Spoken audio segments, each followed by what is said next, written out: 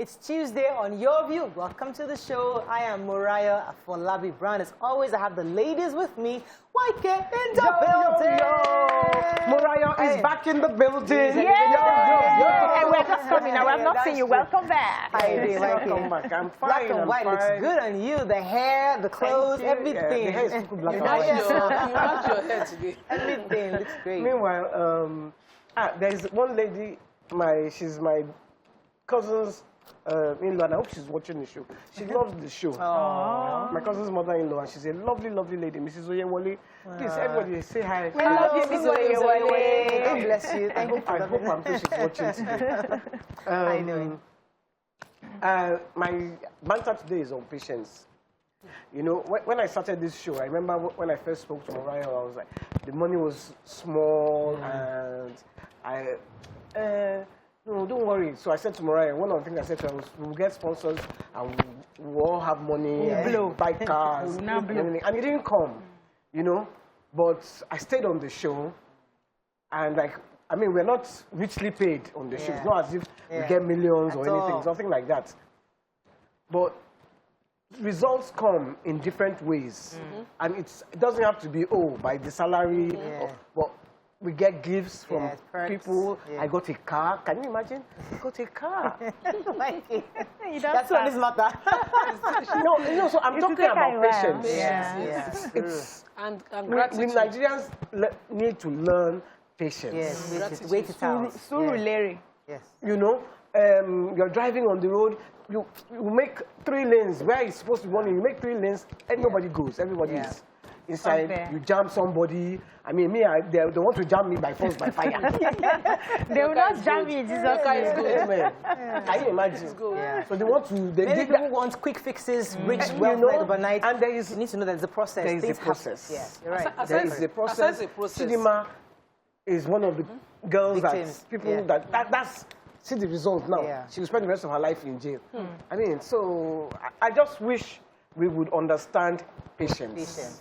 Patience. That's my banter for today. Okay. Aside from patience, gratitude in the way that you count whatever you are, wherever stage you are in life, and be appreciative of it and thank God for it. When people look at other pictures and think there's nothing to be thankful for, you know, with this platform, you have to be thankful for this platform. We've touched lives. I personally have changed my society, my community, and I know the impact. I see it every day, and I'm grateful for that platform. Because I could have been shouting in my bedroom. And doing social media. How you doing, Nima Akasha Zibiri? I love the green and wine combination. What happened? You won't try when they give lawyer quick notice. Oh, your office. So the lawyer managing my building thought. So my office is the 3rd, office in the building. The very first building was empty, and I did not know. I wanted to actually move closer to the entrance, but that entrance is occupied by somebody totally opposite the business is running. We are 2 lawyers in that building. This lawyer managing the building is at the back, so his entrance is separate from our own. But he decided to put at our entrance a herbalist. In the nicest way. So yesterday I got to the office, and you know the way they used to take number, the women are lying on the bench, they are cooking agbo, and what is happening here? I thought I'm in a law firm. So when the secretary had locked up the door because the smell of what they were cooking was taking over. I said, office complex. At least you could have put surveyor. Paperless, they get office. They do. It's a legitimate business, but the business is counterproductive to what you're doing. So what we're doing, my clients can't come in and they want to pass, and even I had to greet like 20-something people to pass. So you imagine that. So we have been notified. I'm looking for office. So if you have an affordable office space, I'm looking, because I have to move. There's no solution. There's no. I don't mind. How you doing? I'm doing amazing. I had a lovely weekend. On Saturday, we had a hangout with the mentees of Lanre Olushola. I think about 20-something of us turned up for that event. He's actually mentoring 50 of us for the year, till December. So we were together, we ate, we talked, we asked questions. And it just reminded me of some of the things that I had forgotten, which is about, like YK mentioned, patience. understanding, empathy. You know, sometimes we preach all these things, but we don't remember to practice it in our own lives on a daily basis. So it just reminded me of some of the things I needed to refresh on, my meditations and all that. And it was good. On Sunday, I did product shooting. I have new products, so I was just shooting till midnight, uploading pictures till yesterday, sorting out goods. Everybody was asking me, this is your bag. This is your... I had to hide the bag. I said, please go to a house of business. Market me now. I had to hide the bag. I said, they all wanted it. The lady, her one husband wanted it for his wife. The bag is amazing. Like, I had just shopped, before I started the bag, I had bought my own personal branded Oyibo bags, and I spent pounds because they shipped it for me from the UK. When this one came out, I was like, ha! Wasted money. Oh, I wasted money. You need to see the quality of this bag. It was good. Thank you. How was your... Yes, okay, you came. You've been on the show. But I think I'd like to just talk about my book. I'm working on a book. It's called the Making of the of Nigeria's #1 breakfast show, which is Your View. And it was important for us to begin to document this. What we realized is that successful people don't tell their stories. You know, a few people have said, I've written books, which is good, but we need more people to tell us as it's going, these challenges you've had, these stories you went through, the triumphs of your stories. So I'm so excited about this book, and I pray that it becomes a fantastic read at some point. Will. But I'm still doing every Friday with the interviews. So just for the chapters, and I'm on chapter 6 now. Already? Yeah, that was this Friday with chapter 6. So we're talking about taking the lead. Yeah. We're talking about leadership, and I'm going to touch on something that Waike said earlier about being patient. So that's what reminded me of it. Let's go on a quick break. When we come back, we go through the front pages of the papers. Stay with us. We'll be right back.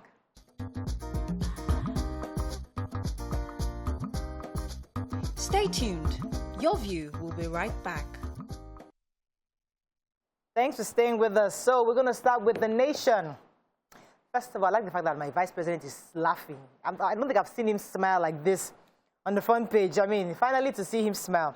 So the VP here with Tenny at the 4th Micro, Small and Medium Enterprise MSME Awards at the Banquet Hall in Abuja. Ethnic nationalities to push bill on restructuring on others. NNPC to acquire 200% stake in oil refineries.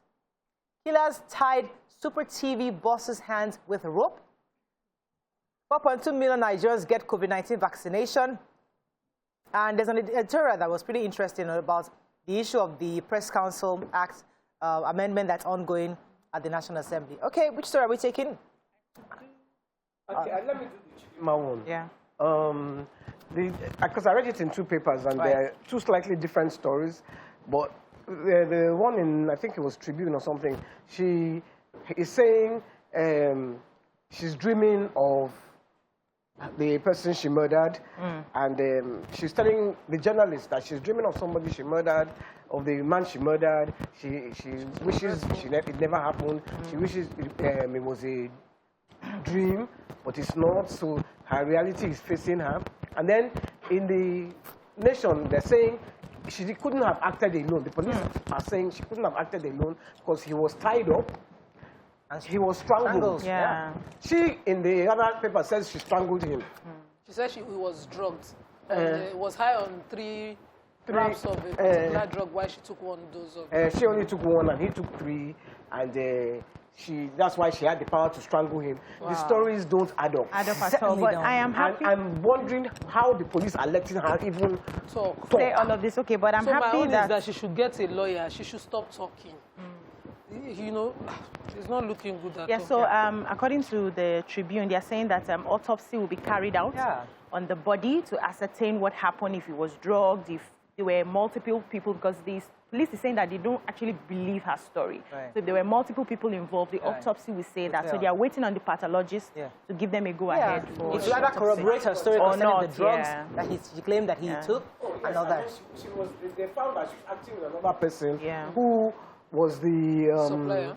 No, not the supplier, the fraudster, internet fraudster. That's who she tried to get him to do the bank cards with. Let's move on to the major headline. I was going to take that story. So it seems finally that the major groups are finally agreeing to the issue of restructuring. I think that was inspired by the president's meeting with leaders on the South, where he said that if he got a bill on restructuring, he'll sign it. So on the back of that, the chairman of ACF, that's the Arewa Consultative Forum, that's Audu Ogbe, is now working with the lawmakers from the North to say they're going to come together with a bill on restructuring and from what it means from the Northern perspective. And they're inviting other groups, PANDEF, Afenifere, and other Ohanis and Big others to come together and do the same thing, and let's have a conversation. So I think from these reports,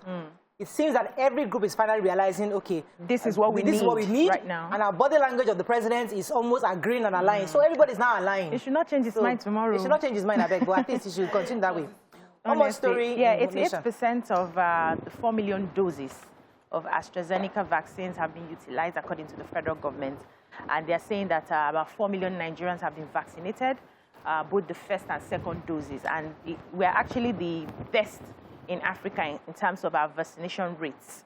And it says so far, no life has been lost.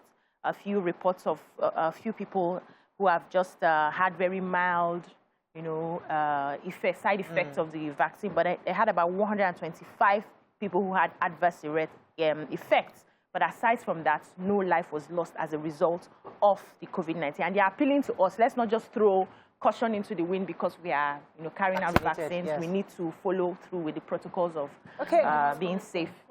South Africa is on lockdown. Australia, I think, is on lockdown. And the numbers flying around in some African countries, Zambia, it's increasing. On the second... not PPF, PC. Yes, you're right, PCF. The Federal Task Force. The task force, they have said that they are banning flights from South Africa for now. But they need to ban from UK. UK too is, I hear that even those countries are banning. I think they don't have large cases like South Africa. I know US banned from UK anyway, but let's move on to the punch. Major headlines: security agents, smugglers worsen subsidy crisis, flout Buhari's order. Oshun must attack. Worshippers attempted unmasking our masquerader, says custodian. Picture here: Benue demolishes suspected kidnappers building, police arrest wife. Fee hike protest, casualties unknown as police clamp down on Kaduna students. Robbers raid Oshun, Christian couples lodge, injure 6 and steal 130,000. Ramfact plans review of revenue sharing formula politicians pay. CBN plans price crash, release 50,000 metric tons of maize into for farmers. And reps to summon FIRS false bankers as $30 billion revenue probe begins. All right, when we come back on the break, we'll review these stories. Stay with us. We'll be right back.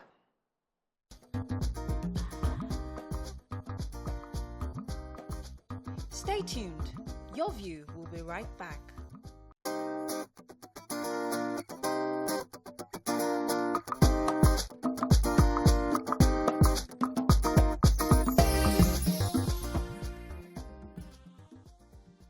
All right, thanks for staying with us. We're going to continue with the punch. We're going to start with the major headline. Yes, BC. Yes, so security agents, smugglers worsen subsidy crisis, flout Buhari's order. Yeah, so correspondents of the Punch visited border communities in Ogun, Adamawa, Katsina, Sokoto, Borno, Taraba, and Kwara states and observed how security agents turned a blind eye to petroleum products smugglers after receiving bribes from them. So, this has also worsened the situation of the fuel subsidy that we have. I remember that in 2019, the president ordered petroleum products not to be supplied to petrol stations within 20 kilometers of the borders as a way of checking smuggling. But NNPC is saying that that has actually attributed to the rise, that smuggling has attributed to the rise in our daily consumption of about 102 million liters.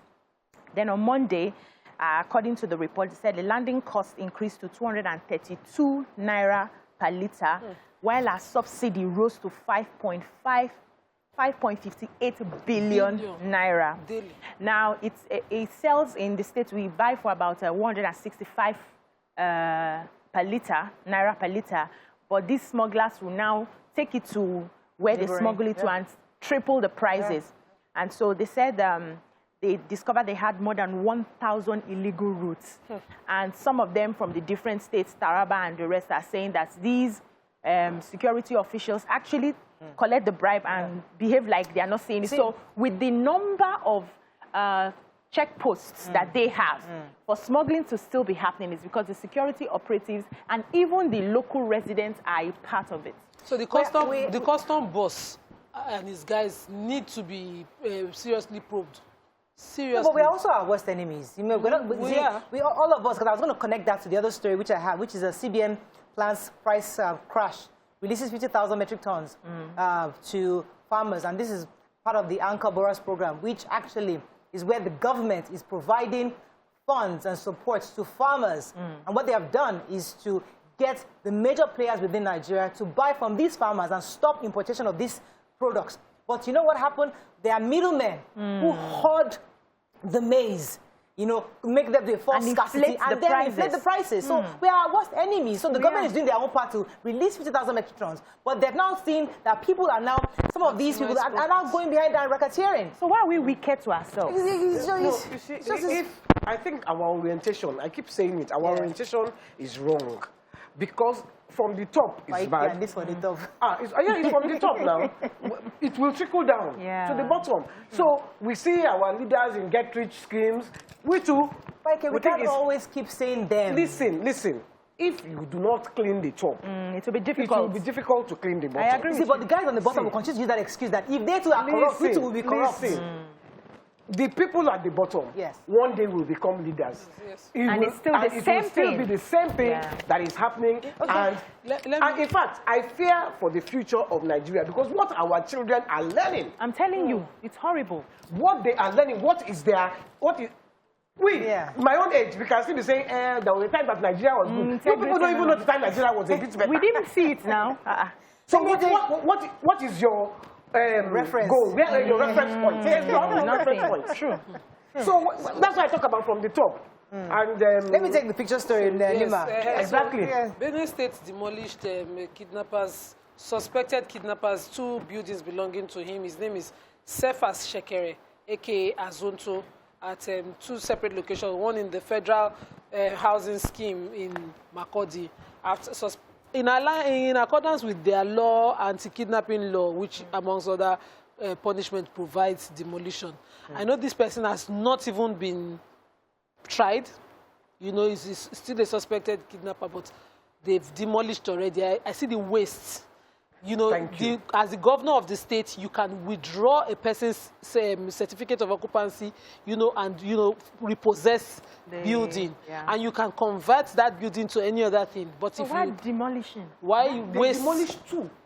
Not 1, 2 buildings. Now, the houses of assembly that passed their anti-kidnapping law thought they were doing something reasonable. When they had other avenues. No, excuse me, even if you pass a law, must you demolish the buildings? The law provides for it. There are many IDPs. Yes, it could be converted. Many homeless people. They put the homeless people inside the building. They have a backing in the anti-kidnapping law, and they're citing it as basis. Whereas they have their land use act that provides and empowers the governor to do use. Okay, let's move on. From the top again. Okay. I'll go back to the top. When the top is wonky. Today. Okay, I want to take this, but I'll take it in another paper. Let's move on to Vanguard. All right. Major headline: to avert third COVID-19 wave, FG halts entry from South Africa. I think Waike took that story earlier. Rumors of Buhari's death, replacement by Sudanese ridiculous, says Obasanjo. World not ready to accommodate 240 million Nigerian migrants, if, according to United Nations.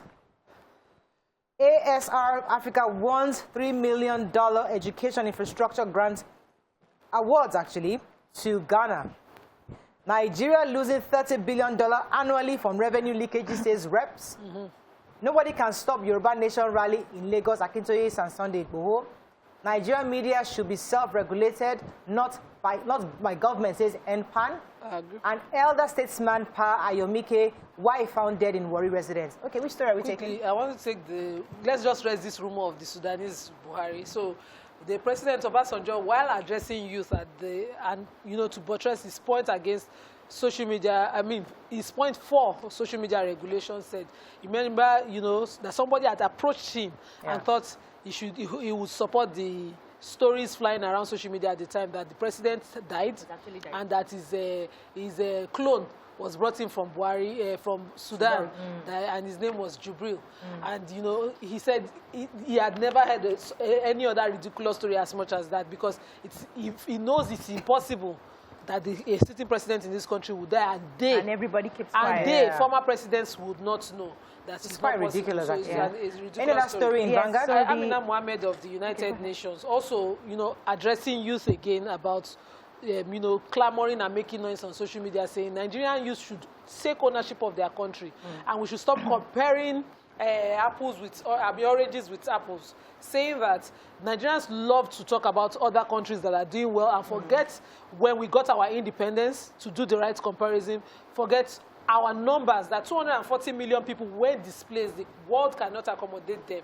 Talking that the world is not ready for refugees, there are over 240 million. We should stop inciting Somebody ourselves. Asked where would they share us to? Which countries will receive us? So quickly, the apex body of newspaper owners in Nigerian Newspaper Proprietors Association of the Nigerian TAMPAN are kicking against the ongoing social media amendment bill at the National Assembly as we speak, and saying that it's actually very unnecessary.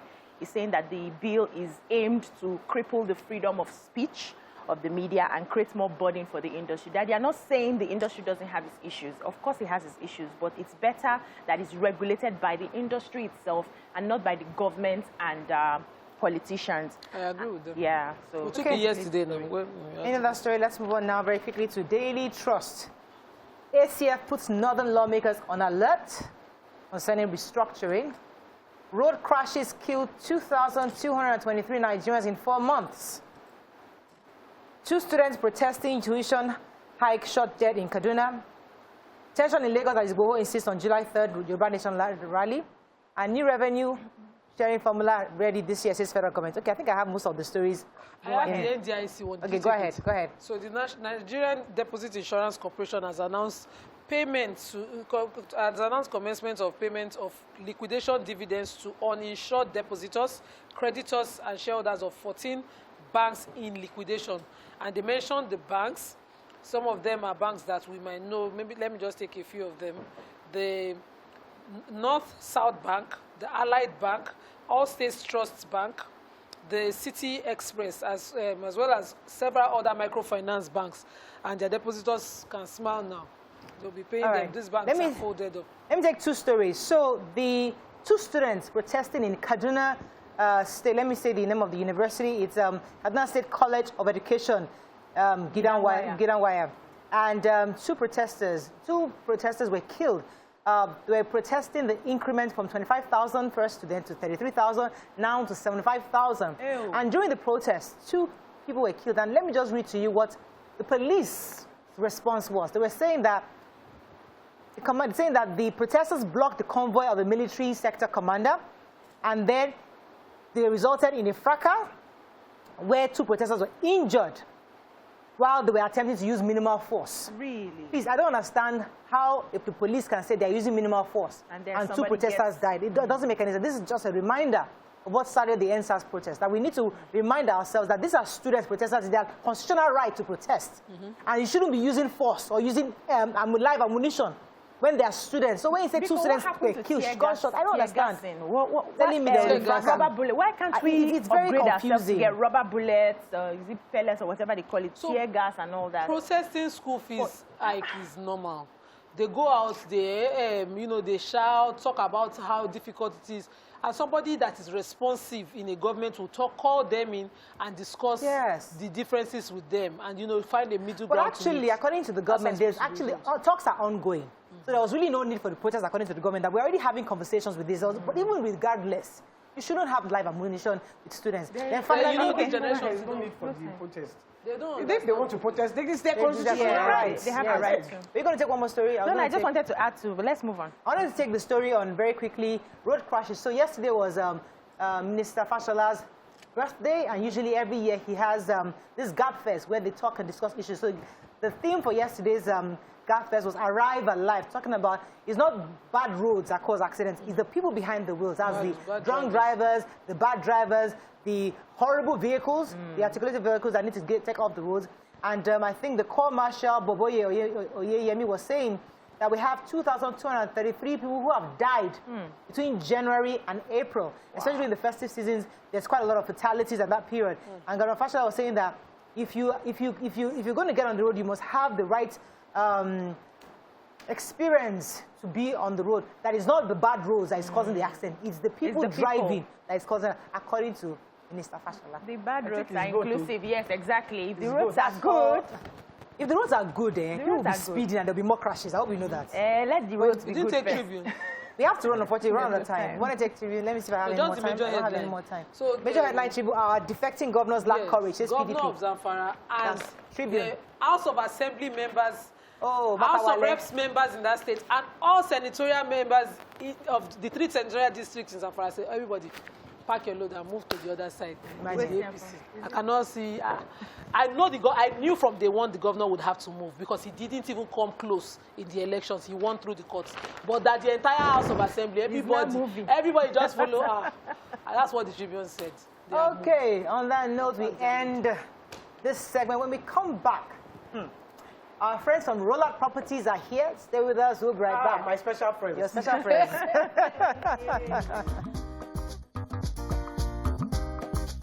Stay tuned. Your View will be right back.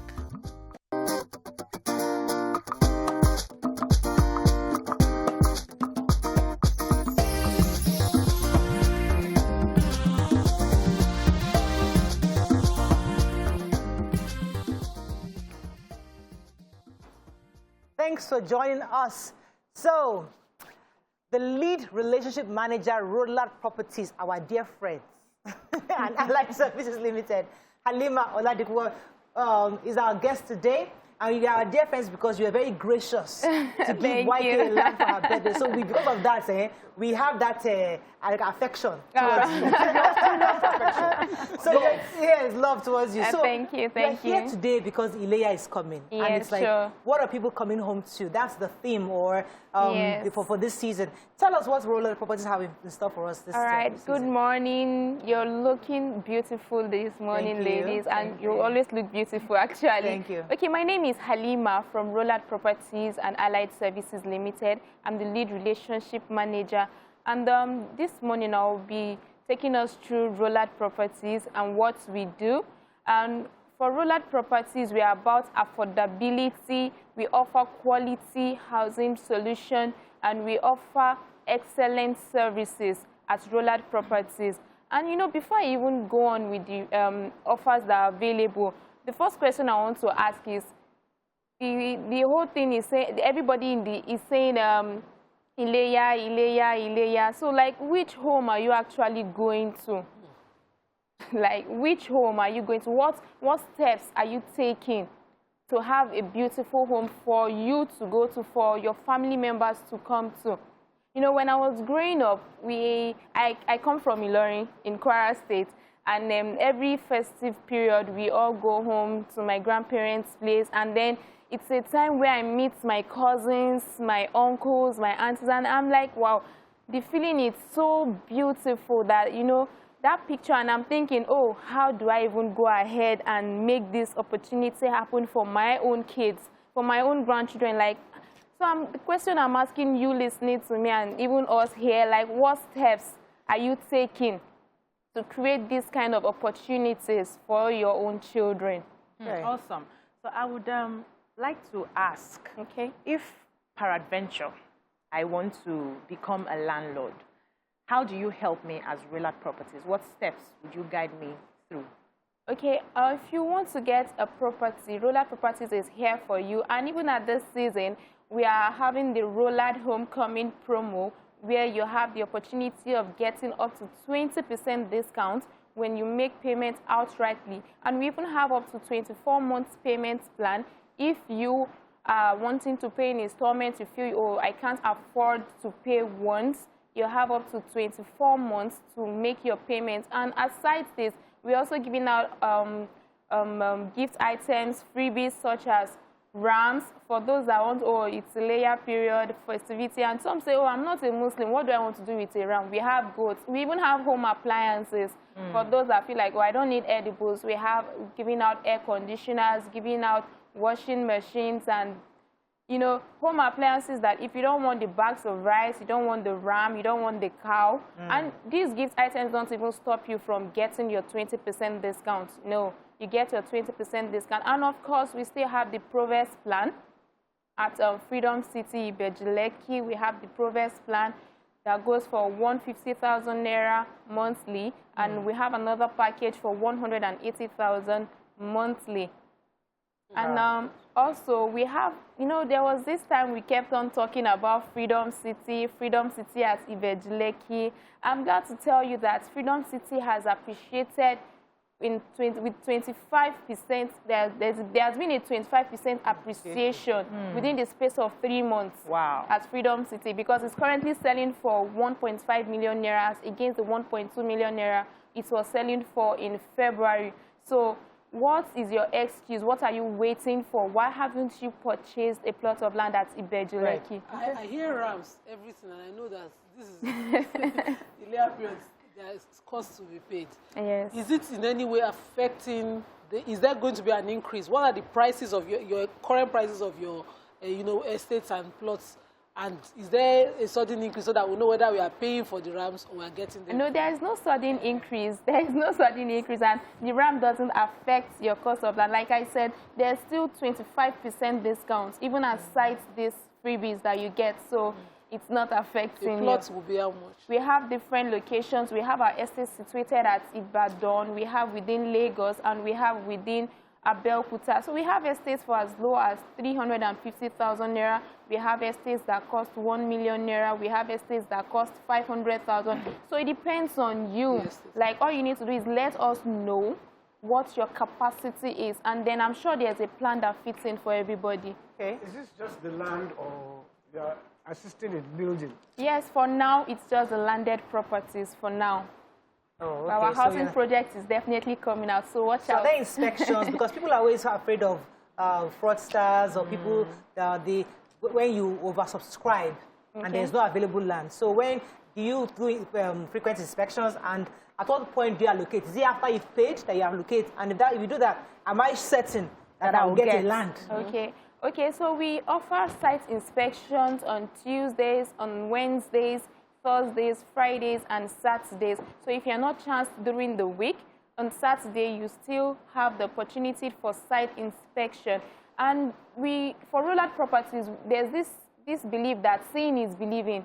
So we want you to always come. In fact, we're always happy to have people come around for inspection, so you can see for yourself. Presently, a project is going on at Freedom City, Ibejileki, and all the other estates have been fenced. But for Freedom City, that's the latest estate that we have selling now.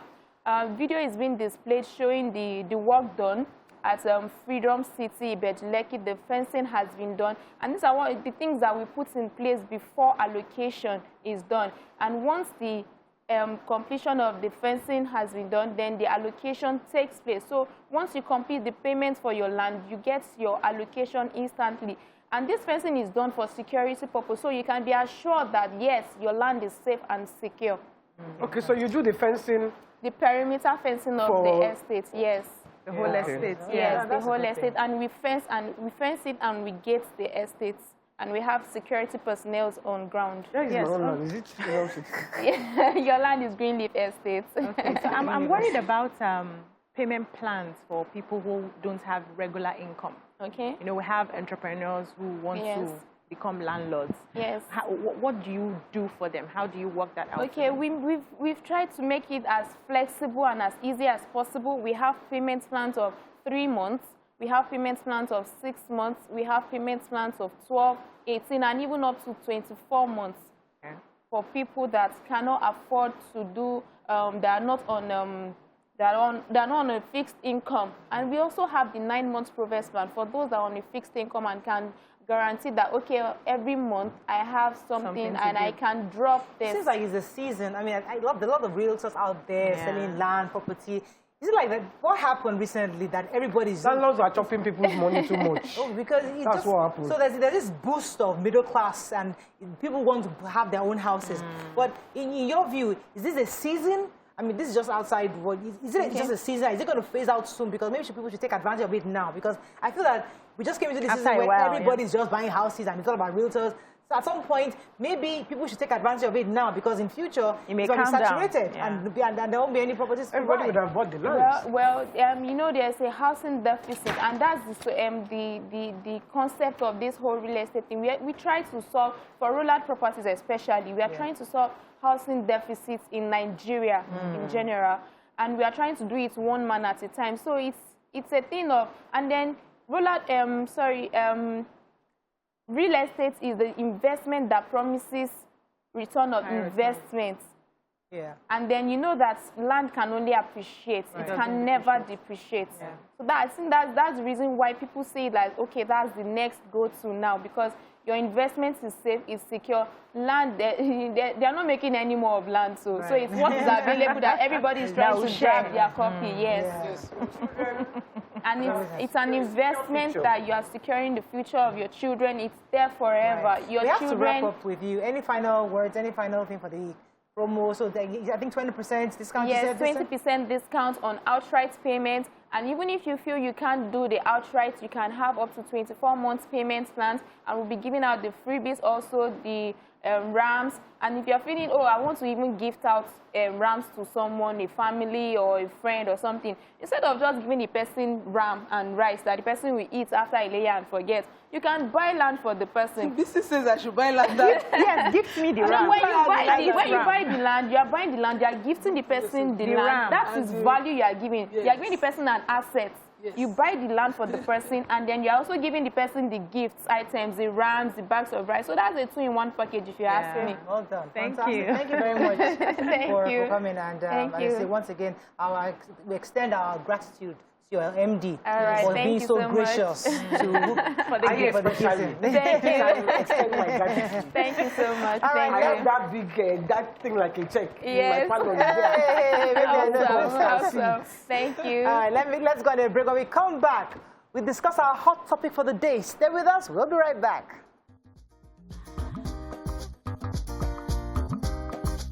Stay tuned. Your View will be right back.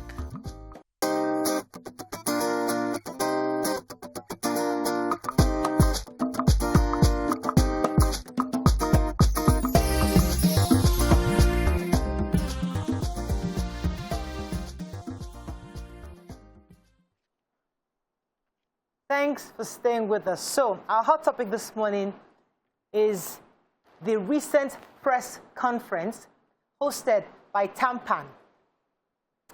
Now, for those of you that are not aware of the story, I'm trying to get the summary of the story so that we can actually be all on the same page.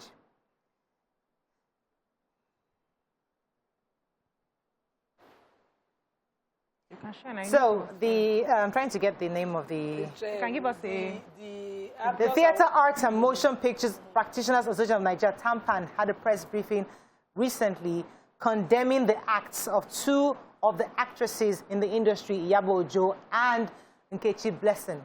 And this stemmed from the issues concerning Baba Jesha's arrest and the allegation that he defiled a 7-year-old, and the fact that many members of the industry came out in support, well, we wouldn't say in support, in solidarity with him.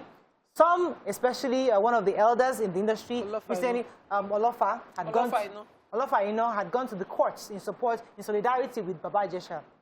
And as a result of this that happened, the elders of TAMPAN organized a press briefing, came out and specifically condemned the utterances on social media of Iyabo Ojo and Nkechi Blessing. Now, some of the excerpts from what they said is that they were going to frustrate Nkechi Blessing out of the industry, and this was then extracted and then posted on various bloggers' social media, and then it went viral. And obviously, people are saying, having different thoughts. What are your thoughts on this? There are different angles. As usual, we don't like to focus so much on the issue. We like to talk about it on the angle of the respect, the regard, and the disciplinary action that should be meted out to members of an organization such as this. What are your thoughts on this? You can call us on 081-270-53687. You can also call us on 091-390-76948. You can send messages on our tubes on YouTube, YK, and our tubes. Oh, yes. And on And Facebook. also on Facebook. We'd like to hear your thoughts on this. All right, let me start with Nima. Nima, is there any part of the story that you can just, in fact, give us a summary, because you are very in the matter. I did not have work over the weekend. I was gossiping on Instagram. Yeah. So Baba Olofa, I know, had gone in solidarity to the court, and I found offensive his statement. Yes. I think his statement was generally insulting to TAMPAN if they were to react. And I like that they disassociated themselves from that statement. But I think that beyond punishing Iyabo Ojo and Nkechi Blessing, Baba Olofa, I know himself, should be suspended. Now, we have a case of a child in the minimum child molestation. And one of you is presently being prosecuted for that. If you want to stand with that person, you clearly stand with that person for whatever you know of that person, and be careful not to stand for what is being accused of. So Baba Olofa, I know, went to court and made statements that Princess and Iyabo Ojo set up Ijesha for a crime that is popular in the industry. Yeah. That these are acts that are normal that they do in the industry. I think the industry should react in the most strenuous, With the same alacrity. in fact, with a hammer, sledge on Baba Olofa for that statement, because except If they paid attention except to what he has said, it's true. it's true of them. He should have been more than suspended already. Okay. So people went at him on Instagram, threw that guy, everything. Baba now did a retraction of the statement the next morning, tried to put it in better words. Perspective. But the first thing, he had already said it. Now, these ladies who decided to stand up, and they are not members of TAMPAN. Okay. They're just actresses. Actresses. They go between, they have guilds, and they have all the schools and all of that they do for the Yoruba movie industry. So they go in between anyone. They don't have loyalty to anyone. And now the TAMPAN decided, because they called out their authorities, to which Baba Ijesha is a member, saying, punish this person.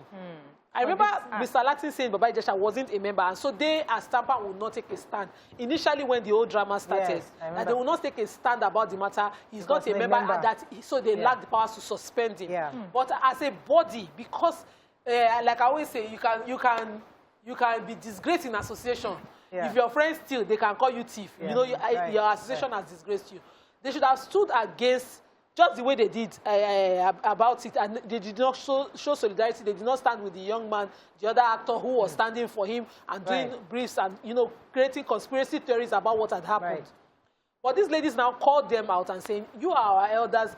You did nothing." Step in. They did, and some of them used some out of place words that they now reacted to. My issue is that the elders gathered and called a press briefing on this matter.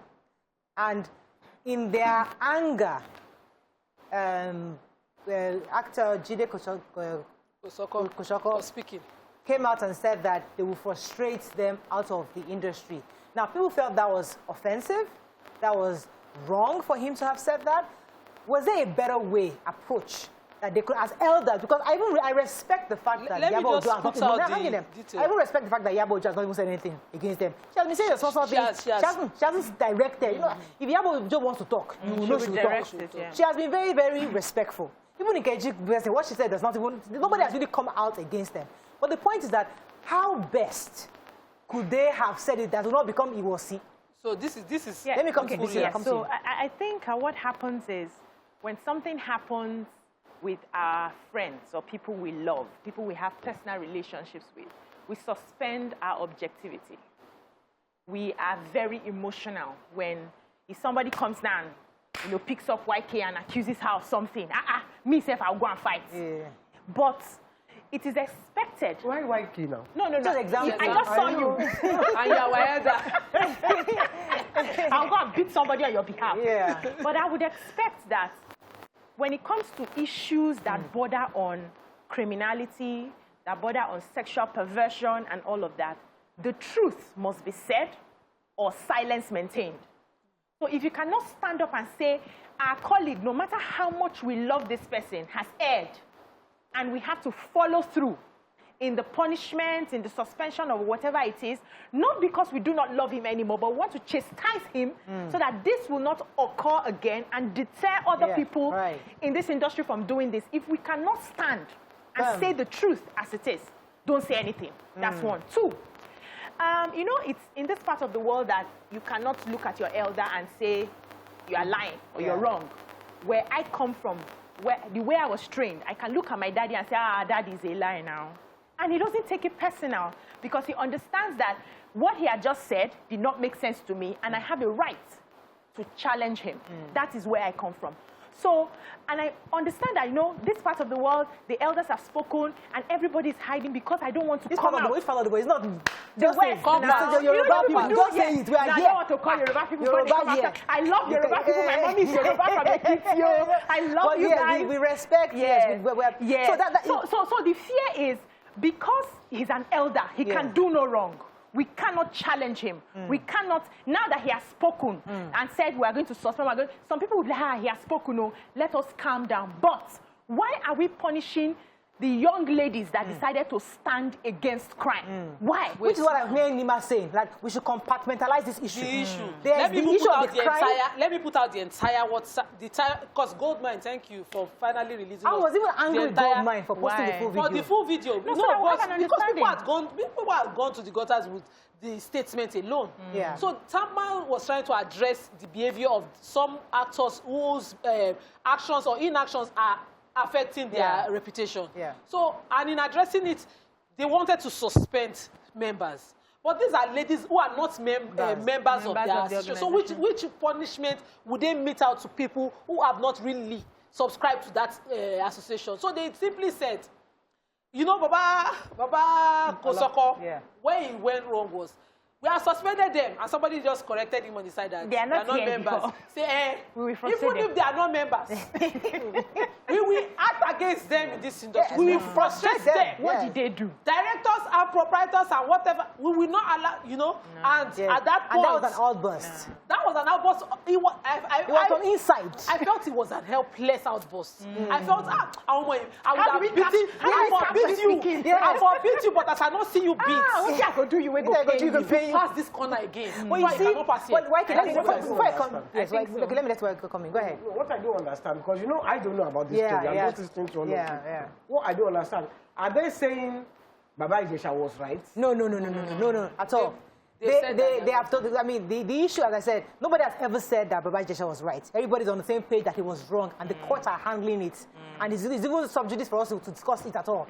But the issue is, you that went on social media and ranted that was wrong, that there are steps within the industry to address issues. There are various layers that there are things to be done. In fact, I was even going to ask them, is there like a code of ethics, you know, in NBC? That they have. Is there something that says, okay, this is the decorum that is within our own system? Because where there is no law, there is no sin. No sin, but Mr. Latin said they do have. They do have. But it covers only members, subscribers to that association. So now, another problem I have, you see, the Nigerian problem, which I'd like us to bring forth, is that, you know, our elders have forgotten there's a new age.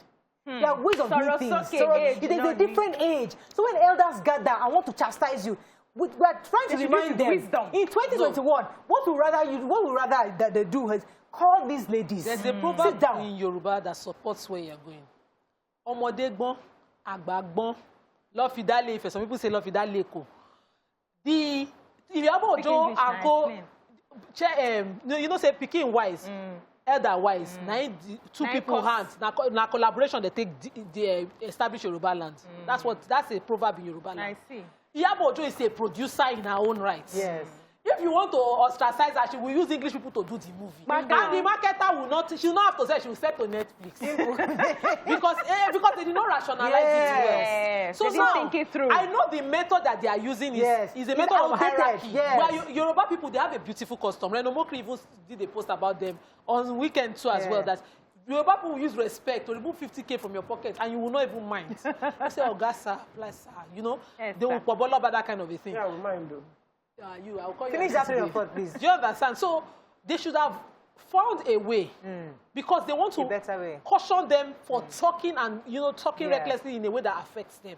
They should have found a way Did they talk recklessly? But are we also point. forgetting Did they talk that it was recklessly? important for them to also demonstrate to other members? That's why that I will I'm be part of this, though. No, that I will fight for you. Yes. There are members who subscribe, who expect that TAMPAN speak for us now. Say something. Can't you silence these people that are talking? So maybe that's why they felt that they need to speak. Innocence. Sorry? Let Baba Ijesha establish his innocence. Finish in court. Imagine the court acquits Baba Ijesha of all of this and TAMPAN now takes a stand. Yeah. Not while, you know, I said it last week, while the matter is in court, while we are, everybody is still doing their own court. Leave courts. Courts know what to do. Okay, let me go on a break. Let me come back. We'll take some phone calls and tweets. Stay with us. Not tweets. Tubes. Stay tuned. Your View will be right back.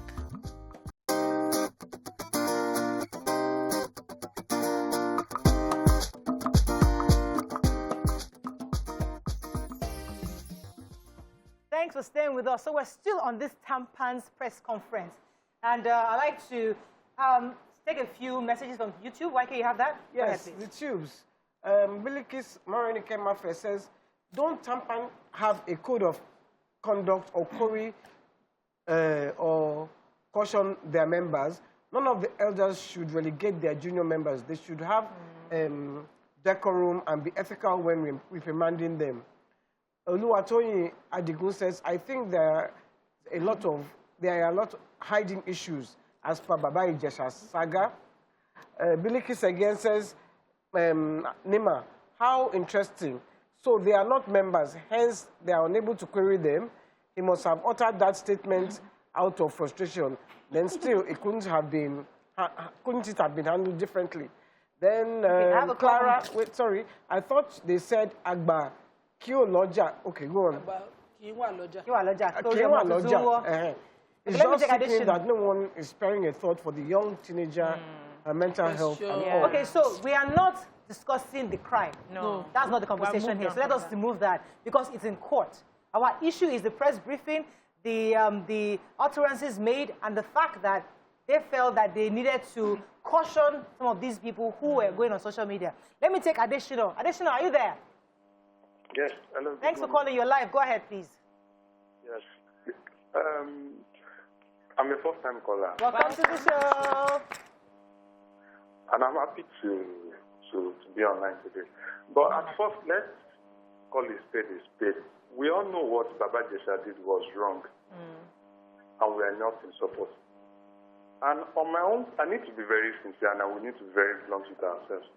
The so-called TAMPAN, the elders, they messed up.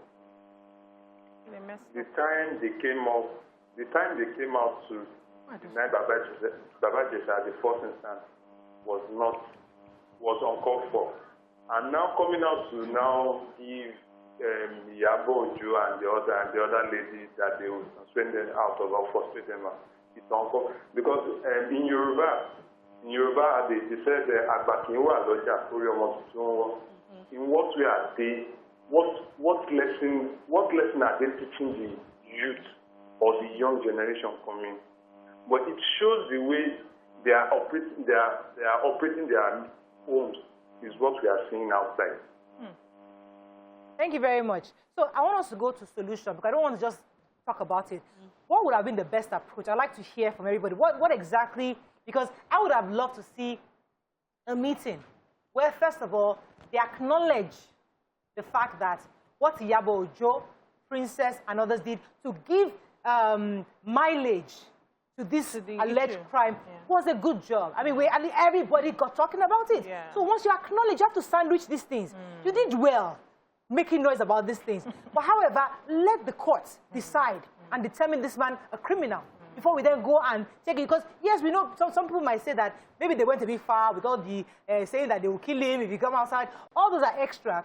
But the point is that the issue was that they gave voice to the voiceless. That in itself should have been sandwiched with the matter, number one. Number two, the fact that coming out to say you want to ostracize or you want to frustrate somebody because of this, is that ethical? Is that part of your code? Is that the sanction for these behaviors within your industry? What exactly? Those are some of the sanctions. It's always been. There was this actress in the past that I think it was another one that the Northern Guild also sanctioned and said, no, we will no longer be associated until you retract a particular thing she had done. Okay. So I think an ostracizing is part of African punishment sanctions generally. Is it documented?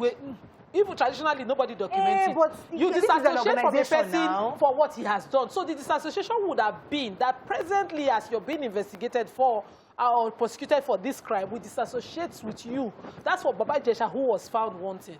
And for the ladies who were a bit over the board in their reaction, which one is, if they release him threatening a government, a sitting authority, that if Baba Ijesha was released, whereas his crime at the time was a bailable one, that if he was bailed, he would be killed. He was out of point. So some people would need to call them. They're not above being called. That's for Iyabo Ojo Nkechi and whoever, and the other lady in that video, live video that were threatening. They should not be called or seem to threaten anybody. On their own part, that's for the young women too. These are people you've worked with over the past. There's no how you cannot say you cannot approach them behind the scenes, because I believe, personally, I'm saying it as my personal opinion, that Yomi Fabi is meeting people behind the scene. So you cannot meet them and say, Baba, because you can tell your elder, sometimes you can call them to attention that, I'm not disputing your authority, but I think you're not seeing this thing clearly. And you sell it to them, and they see it clearly. Because as elders, they will think, this grievance, this punishment is too much for Ijesha. I think, you have destroyed his career, and they might feel that it could be them. But you would have sold, you can sell it to them that if you are a person of character, you cannot be seen or found wanting of what Ijesha is being. Okay, let me take this call from Bright. Bright, are you there? Yes, I'm here. You're live. Go ahead, please. Yeah, good morning. Morning. My name is Bright. I'm calling from Abuja. Welcome to the show. Straight one. For me, I think there's certain things we're missing out of this whole issue. Okay. For me, I don't like the fact that what Jide Kusoko said, that one. Then the second one, I think the major problem with the youth in these days, including all of us, is that we address issues from emotional point of view. Yes. And each time we address issues from emotional point of view, we don't actually pass the message that we ought to pass. Because the things that Iyabo Ojo did, I watched all of them on social media, they've gone above board. Yes. And also the elders that were supposed to handle it as an elder, they also missed the point. But then, where do you come through here? If somebody is not part of your member, you have no right to sanction them. Exactly. But I also hear in that story that he said that Mama Rainbow and other elders have called Iyabo Ojo and the rest of them. But even after that, they still go ahead and insulting these people. They have the right to take the side to whatever they want to decide on their own. So you shouldn't say because it involves something, then you say they cannot take their stand. And that's where we are today. And I want us to say something. I know one of your colleagues there said that you can say to your father that your father is lying. I don't know what culture is that. You can only say that what you are saying is not the appropriate thing. But nobody, I don't know that culture in Nigeria where you say to your father that your father is lying. Right. Nowhere. Okay, all right. So thank you very much for Bright for bringing that perspective. So there are various sides of this. There's a possibility, just like he said, that Yarembo and other elders within the insurance industry have called these women together. But let's talk, what is wrong with you? Calm down. You can't fight. Is it possible that they tried that and that didn't work? And the ladies insisted on still going out and saying, and if that happened, can we still say they erred in not hearkening to the voice of the elders within the industry? So I think what I like about what Bright just said is the emotional point.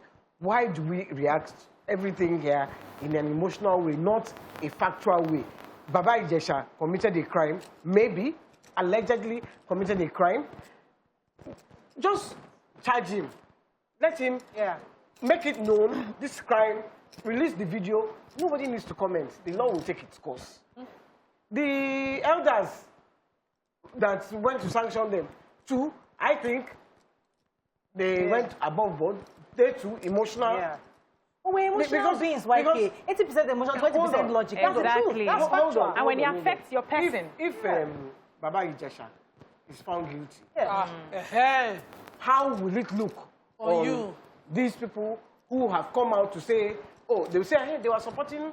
People support. They were silent. People will say, emotional again, that maybe they were supporting child molestation. People will say, well, because we are emotional. You just said it. We're emotional. We're emotional Let us all cease to be emotional. And we act Let me on let facts. Bisi come in here for a second. Yeah, okay, so when I meant you can tell your father your line is not in literal terms, but you can challenge authority, and it's acceptable if you have your point of view. That's what I meant. So, but I want to say that I think times are changing, and our elders need to understand that this is not the time where they assert authority and get things done. Now you have to have conversations, engage, communicate with these young ones, because we're seeing life from different perspectives at the moment. So what I would have expected was, I said initially that where there is no law, there is no sin. This is an eye-opener that all organizations, all the movie industry and all of that need to start putting laws in place, code of ethics, so that when things like this happen, you have to an extent of what you are allowed to say concerning the matter, even on your social media page. So that is a way of, restricting and allowing people share their views but not get emotional. Because, okay, like for instance on TV now, we know that there are certain things we cannot say here. We will be queried by MDC. So you understand that when you put that in place and somebody now airs, you now have a right standing to say, because you have gone against what we stand for, we can choose to frustrate you even if you are not under us directly. So I think it's very important that these elderly people, they say, you mentioned initially that the young people can tell the elder one that, Baba, can we do this? Are you not seeing it from this light and all of that? I think it's time that they come together and have a conversation. Right, we need to wrap up on this. Let me come to Nima, your final thoughts on this. To Iyabo Ojo and Nkechi Blessing, you can be respectful in your disagreement. There's something called dissenting voices, even in law. And a dissenting voice can be taken as authority in another matter because it's respectably put down. And for the Babas and the TAMPAN people and the mamas there, that's what Yoruba people say. You need each other. These people that you are ostracizing are popular online. They make their monies online. In fact, I felt at some point that they were cloud chasing with this issue because they were doing their videos. It was too aggressive. I could not attach realness from them to the videos because they have their followers online. They brand their brands and their sponsorship and all that. That's what they do. They can survive. That's the life. They can survive. Yeah. And you might need them. So let's have a way. And in all of this, let us not focus on the adults. Let's focus on the helpless. That child that, is the major beginning of all of this matter should be the main focus. Okay, Waike, your final words on this. So even as, just like you said, so even as you are making all your videos and you are making all your followers are you are making your laws, you are all forgetting the central issue, which is the child. The child, yeah. True. So everything in 10 years' time, she will go on social media, she will see all this. So please, respect the child. Right. That is the victim of all this. So my own final words, I'm happy that they didn't bring up too much of the issue at this press briefing, which was good. But I think also, what I would have liked the elders to have done is call them, invite them, even if they don't come. You can now come on social media. I have extended an invitation to XYZ. They are yet to respond. TAMPAN would like to have a conversation with Nkechi Blessing and you. Please, come, you come on social media and tell us. So I would tell Iyabo Ojo, go and meet them now. Meet them. And now have a closed-door meeting. Once you do that, you now come back with, we have agreed this. This is our stance. Seed your swords. Everybody agrees. So that's how it's done now, the mummies and daddies. Yes, it's not press briefing and shouting about me. It doesn't hold water anymore. You can even Bangui and use your workage. So Bangui, we have to run. Bilikis, yes. Says Ola Didi says the case in court is time to stop discussing. The case is in court. It's time to stop discussing the matter. Whichever way the case is, complaint. Some people will have to eat their words. Chibuzo, the fact is that there is a debate. Is irritating. Andrew said, I will be defending the software in 2 weeks. Sorry. Says, threatening to kill a person is a threat to life and it is criminal. Talking to the ladies. Kamara Adewumi said, I believe the elders of this association did not act on time. And I agree with all right, that's all we can take on this segment. Waike have to run. Okay. When you come back, we discuss FIRS. Stay with us. We'll be right back. Stay tuned. Your View will be right back.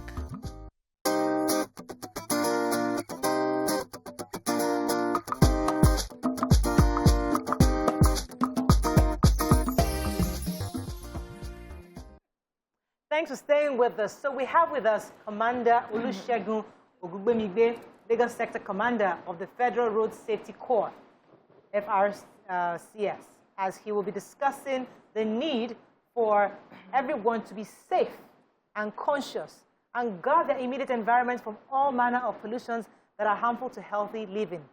You can join the conversation again on 081-270-53687, 091-390-76948. You can also send messages to YouTube and Facebook pages. We'd like to hear from you. Welcome to the show, sir. Thank you very much, ma'am. So yesterday at Honorable Minister Fashola's Gap Fest, there was a sector commander, Boboye, that was saying we have about almost 2,500 deaths that occurred between January and April. And he was also saying that there's, aside from the roads, there are quite a lot of factors that cause road accidents. I'd like you to give us, summarize for us. Yes, we know bad roads are there, but what are the human factors that also lead to road accidents in the state? Thank you very much. I think it's something that is already in the public domain when we want to talk about the causes of road traffic crashes, which we've been categorized into three factors. Under three factors, we have the vehicle, we have the road, like you mentioned, and we have the human factor. But you agree with me that even under these categories, we still believe that the major factor that controls the three, that happen to be the common factor, is still the human. Even when the vehicle is bad, it's the human that owns the vehicle that failed to maintain the vehicle.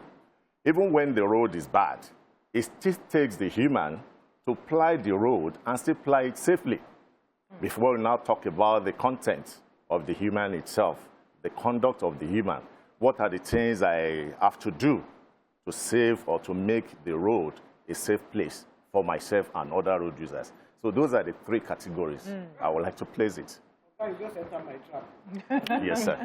Because all those trailers that are applying the roads, all those tankers, and they are bombing, they are exploding yes, and killing people, it's the human, the owner.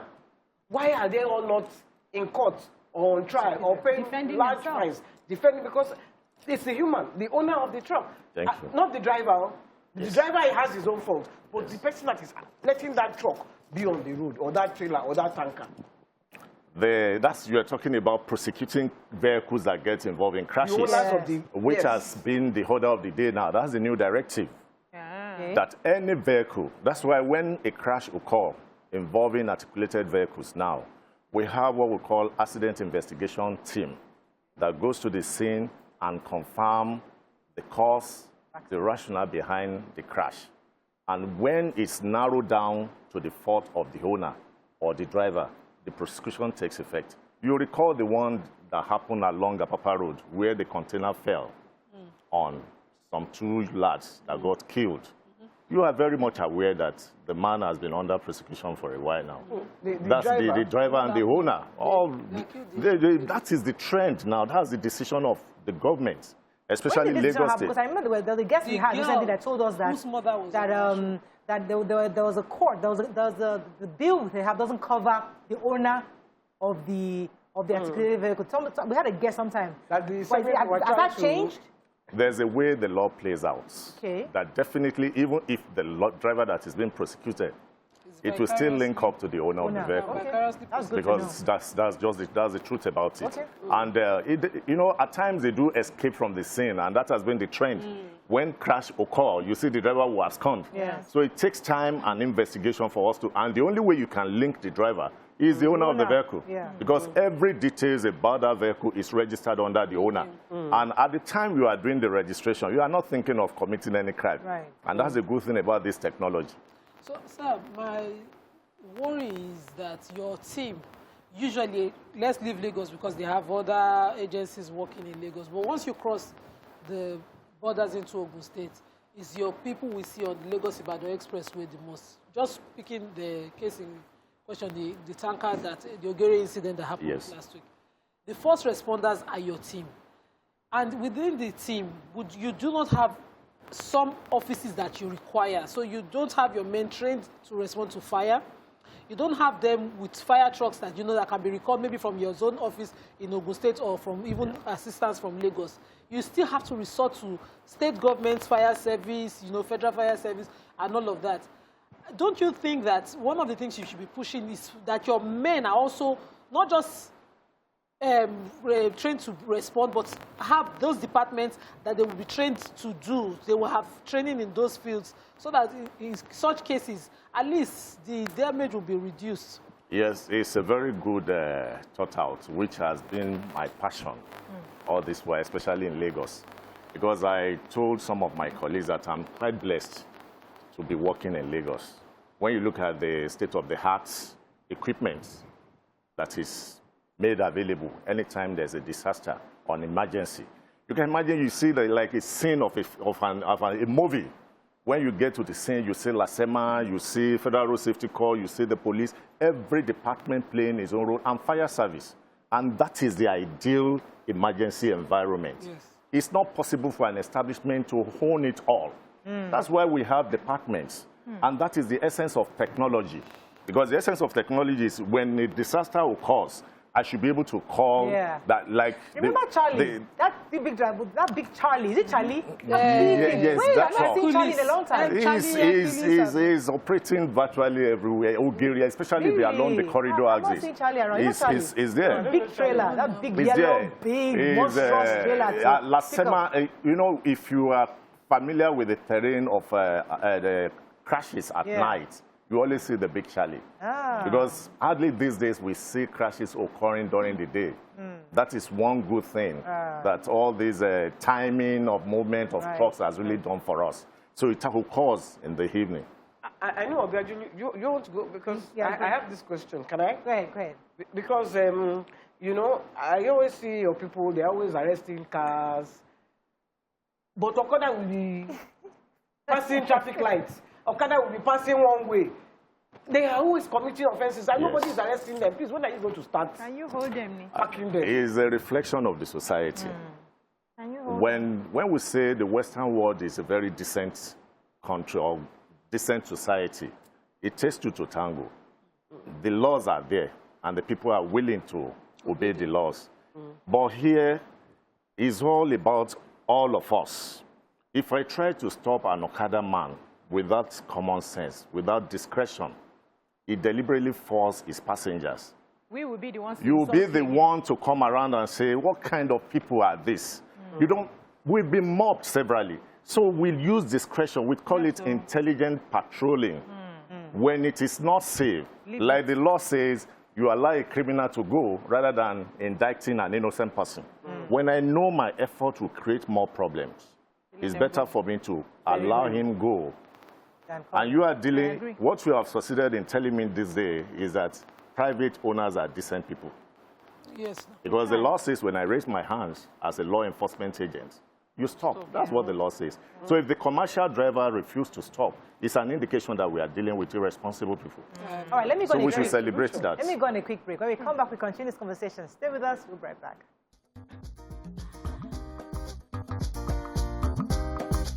Stay tuned. Your View will be right back.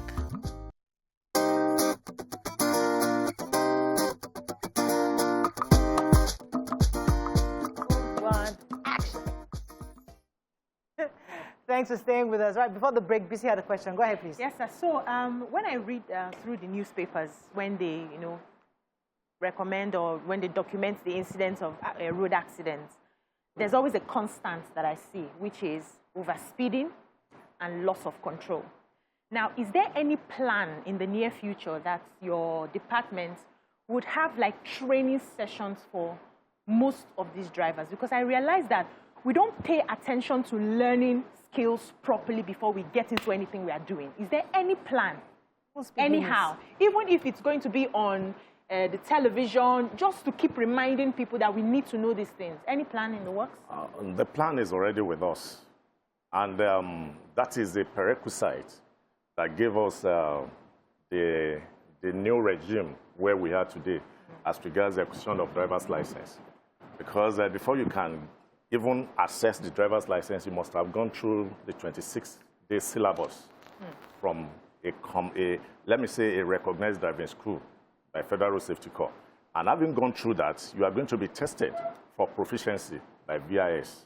And it's after the testing, you can now go make your payment and go on. So whatever we call as regards training of drivers are secondary issues. Because you don't need to be trained after you started driving. The training ought to have been done before then. Driving. So that one is like capacity building. Right. That you learn, continue to learn on the job.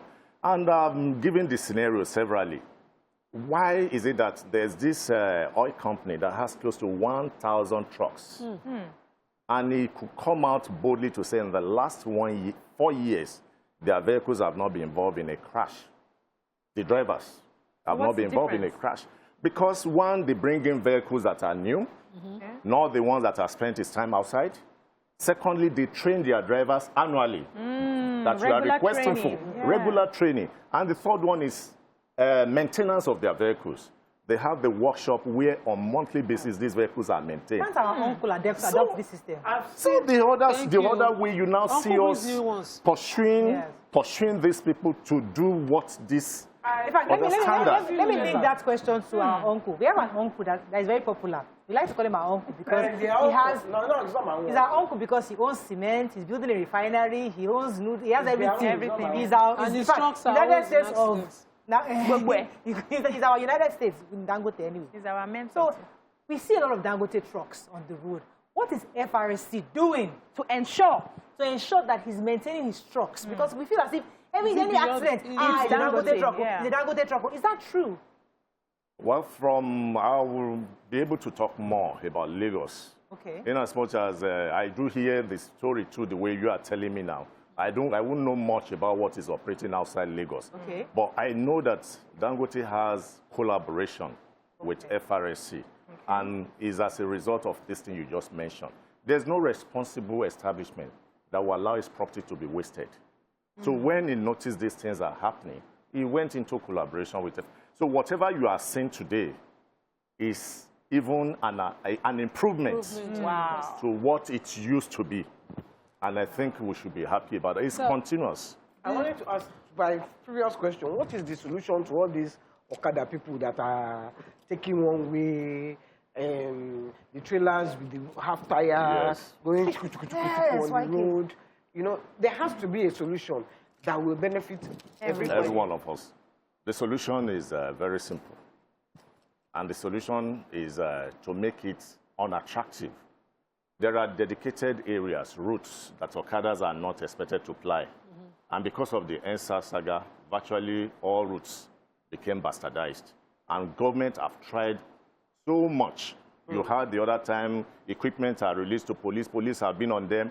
There are always overwhelming attack from these boys, even on law enforcement agencies. When we have tried all this and it failed, then let's try the other side. Which is? Let's make it unattractive to those that are using it. If you are the one that engages the services of an Okada man on a dedicated route that you are not supposed to apply, I won't arrest the Okada man. I will arrest you and prosecute you. Mobile court. Tomorrow you will not go there again. And when they don't see, because an average Okada man that you see plying that dedicated route must be carrying a passenger. They don't ply that route to look for passengers. So when you pick the passenger, take to mobile court, it will not do it, the signal will also go around. And as regards all these trucks that you are talking about, trailers, tires, we've seen the video where a railway picked 500 containers, meaning 500 trucks off our roads. Whatever we are doing now should be tentative. And FRSC have put a lot of things, policies in place that we call it safe to load.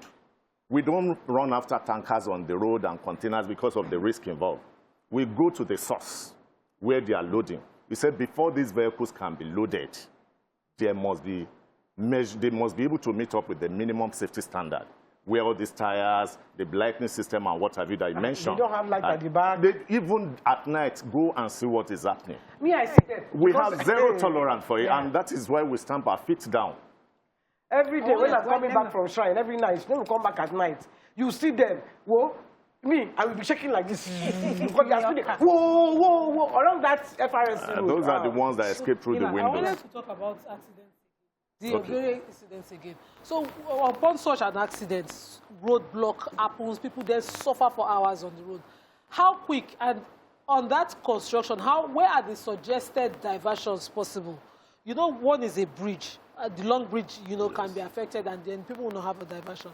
Where, and so that you can at least control traffic, and traffic can continue for people on long, safe routes than have people stuck there for days, you know, because they're open to crime. It's unfortunate we have a linear route, and that's why our intervention is always prompt. Because the moment that incident happened, it went viral, passing information to those that are intended to use that route to access alternative routes. But those that are caught in that gridlock, we create alternative routes. How quick was it? It's part of the things that we just need to manage. You understand? Because it's unfortunate it happened. So what we do is that we go there, we cordon off that area for another crash not to occur again, and divert to other routes, which might not be convenient at times. Let me take this call from Hassan. Hassan, are you there? Thanks for calling. Hassan, you're live. I have 3 contributions to make. Go ahead, you're live.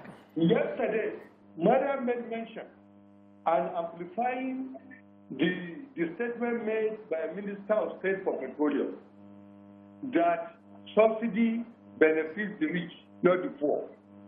That assertion, I beg to disagree with the Minister of Petroleum Resources. And I would like to enjoin her to stop amplifying what she knew not about.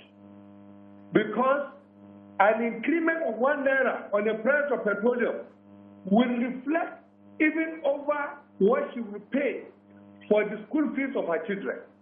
That's number 1.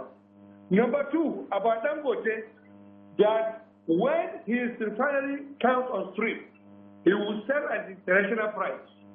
I beg to disagree with anybody with that opinion. We were here on set when the governor of Central Bank went to Dangote refinery as the instructor of it, that they will give him dollar at the official rate. How do you expect somebody to take dollar at official rate and be selling to us at the international market? It will never work. Okay, thank you very much. I was going to take this conversation to 2 places, because issue of speed limits and then driving under the influence. So abroad, when you are going over the speed limit, the police have this tracker where they can tell that you are going over the speed limit. What are we doing to ensure that we manage speed? Do we even have speed limits? That's number 1. Number 2, how do we show, or how do we begin to check people who are driving under the influence? Because people think that driving under the influence is when I drink plenty bottles of beer. But really, ordinary 1 glass or 2 glasses, even though you're still conscious, but the fact that your judgment can still be impaired if anything happens suddenly. Sure. So what is FRSC doing to make sure we curb this accident that happen as a result of overspeeding, no speed limit, and then driving under the influence? We had an intervention that is still running. That's close to 3 years now, and we spent about almost 2 to 3 years giving advocacy on the introduction of that policy. That is the use of speed limit device. Because we all appreciate what the country is. We started with the installation of speed limiters along our corridors. And you realize that before you say Jack Robinson is already vandalized. So when we have this problem, why wasting resources since we cannot curb the excess of the hooligans in the society for now? That's why FRSC now prompted the issue of speed limit device. Because we realize also that the rate of fatality that is recorded in our road traffic crashes is as a result of overspeeding. That you can't measure the percentage now. Any crash that leads to death, speed must be involved. Unless it has to do with tanker falling or whoever. But when it has to do with movement on the road and there's fatality, most time is speed. So, you know, it's like a spiritual thing. Jesus, God, cannot be moving with you when he was. I said, when I was going, I will send my spirit to be with you and comfort you. Speed limit device introduction is like that. As long as FRSC operative cannot do route lining in all the road network, Let's have something within you that will check. caution you, that will checkmate you. Okay. That's why we introduced the speed limit device. Oh, where did you get it? It's from the Western, it was brought into the country. Where So you can would buy I get it as a personally? driver? Where you get it, it's all over. We have our vendors. If you want the contact, I'll give you contact. So we can buy it. Yes, we Caution can buy us it. individually. Yes, Wow. yes. We started the enforcement, the mandatory one is with the commercial first, Okay. so that we can manage it. So we started with the commercial. Okay. By virtue of the National Road Traffic Law, it's for all vehicles. Okay. But we say let's start with the commercial that we can manage. Why? Because the commercial man does not have any emotional attachments. Yeah. The driver to his passengers. Yeah. So he can do whatever. Yeah. And we hold them the responsibility of being protected. That's why we are starting with that. So if you are going beyond 100 kilometers per hour, We'll start it shouting in the will just draw you by. You can't even go. Oh, fantastic. So So we can buy that. Pardon? We Yes, can buy that. You can. You can. Because why we say private first, private commercial first. Commercial first. Before we If now your husband is driving and you Yeah. are beside, and he sees how beautiful you are, he thinks twice before he goes over speed. accelerates. Yeah. Yeah. He will Look at know the the children are in the implication car. of the Yeah. children in the car, Yeah. of some, even when he's your calm friend. down. Yeah. So that one becomes the common sense speed limit device. Okay. Okay. Trailers made it too. You've not talked about the driving under influence, but let me come to Joy and I'll come to PC 1 second, YK. Joy, are you there? Thanks for calling. Okay. You're live. Good morning, please. Good morning. Okay, please, I just want to contribute to this issue on Yes. ground now. Yes. And that issue is about the one he just talked about concerning when vehicles are stopped and Okada just come in, maybe just move on.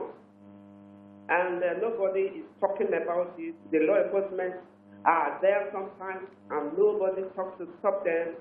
And I think our viewers said that because of their level of understanding and they don't obey laws, should we continue in that? I feel the jingle should be ongoing for such people to understand that there is a law that they must conform to. That is my own opinion. And I also feel that the government should go on. Oh, I didn't get that.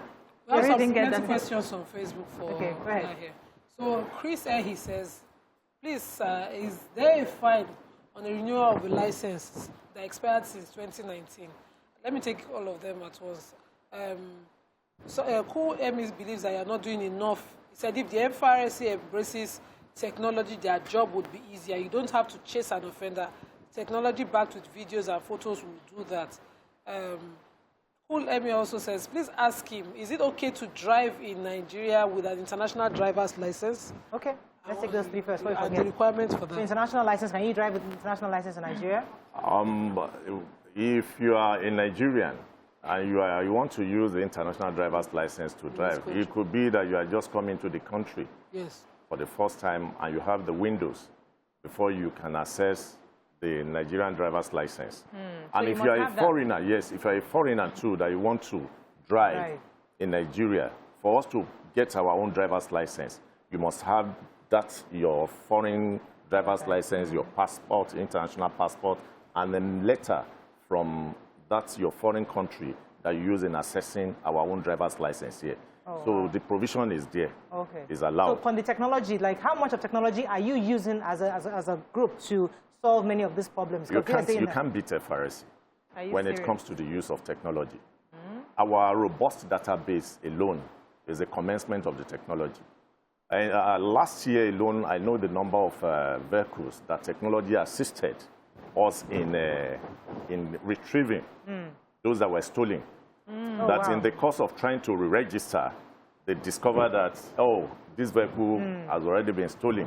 That's one thing about technology. Wow. Other agencies too do consult us to get details of all I these have vehicles from us. consulted Yeah. Yes, So to you do are that. highly technologically When it inclined. comes to federal road safety call, you can't beat that. Wow. And our CUG, that's the closer user group, is part of what we use in communicating.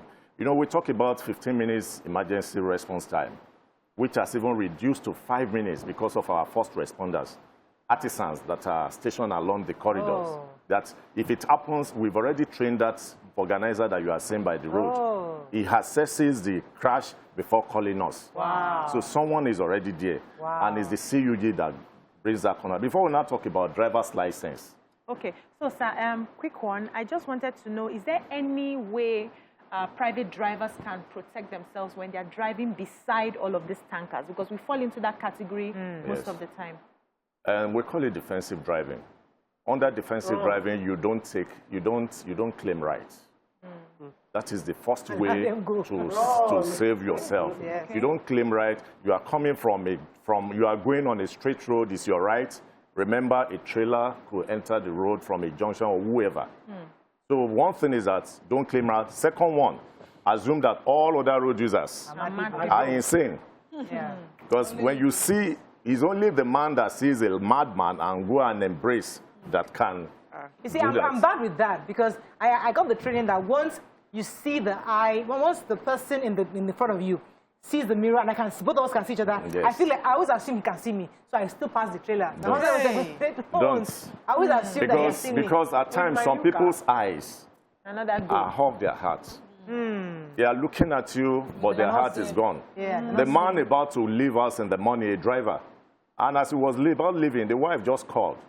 You've not taken care of these kids today. I said, I don't have money. And the man said, when they are looking for men, you two, you claim to be a man. That thing will run a system throughout the day. So while he's driving, you think he's seeing you. That's why FRC says under defensive driving, that when you are driving over, why do you have head-on collision? Is the man not seeing you?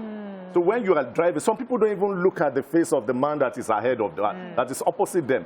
Look at the man. He's somehow distracted. Blow your horn. Or he wants to commit suicide. You can't predict. So you blow your horn and bring him back to life. Do you have breathalyzers? We have breathalyzers. So people can actually, stop somebody. In fact, that is what is even running now. Wow. Virtually all throughout the Federation. I can show you what is happening now. Because we also, we have our research. The current research indicates that people get involved in driving under the influence of alcohol and drugs. Of recent. That's the essence of analysis. And that one has made us to now prompt up our interest in testing drivers. We do it randomly. So with the data you have, you're able to know where the issue is and then be able to address it with this. That is robust data analysis. Back down. Do you have a symbiotic working relationship with LASMA? I wouldn't know if you were or you witnessed what happened recently. That's aftermath of the tank that got exploded at Topic. We had a press conference, a joint press conference, LASMA, VIS, and myself. It happened at our Jodu office. Because when you look at the huge population of Lagos and the traffic volume, there's no single establishment that can solve the problem. It takes the collaboration of all of us, the police, whoever that is involved. I mean, when I watch CNN, I see all the issues around Surfside in Florida and all the fact that all hands are on deck. Yes. It reminds me sometimes when these things happen in Lagos and you see all the various agencies coming out to see, and I feel that there's something happening. But so the issue now is no more about you, it's about us, the people, taking responsibility of our own driving and ensuring. But we've not talked about the bad roads, the detours, there's so much work going on in Lagos right now. They are constructing roads in every nook and cranny of Lagos. And that's affecting us because we don't want them to fix the road, but all the diversions are not clear. Right, Nima? Someone is even asking on Facebook that what exactly is the speed limit that is, for motorway, for dual carriageway? I can tell you, for Third Mainland, I think it's 80. For Oronshoki, it's 60. Am I right? Go ahead. Go ahead. 100. No, it's 80. Third Mainland is 80. Is it 80? I thought it was 100. When you talk about universal speed limits, and when you talk of Third Mainland Bridge is express by all standards. All standards. So that one is 100 kilometers per hour. But the sign there says 80. That's because it's township. It's still rated, it's an express within the township. So the concept. So when you talk of Lagos Ibadan, it's not an outright express. But when you have interjections along the road, it's a dual carriage. So express is 100 kilometers per hour. Highway is 90 kilometers per hour for private vehicles, and for commercial, 90, 80, respectively. So when you are within the township, remember the Global Safety Week that peg speed limit within the township to 30 kilometers per hour. As long as you get to the built-up area. to protect other exposed road users, you must reduce your speed limit to 30 kilometers per hour. All right, Yes. unfortunately, we have to wrap up. Well, thank you very much. I have a think we problem. learned you. quite a bit from you today. We'll go and get our speed limit trackers. Please. Yes, you tell us where to get. So we'll Please. see There you are tubes, but we're not allowed to take it We're right running out now. of time. Well, thank you very much. So It's a to the pleasure having tubers, you. please continue tubing. That's all we can take on the show today. I hope you've learned a few things as we have. Have a great day. We'll see you tomorrow. Bye for now.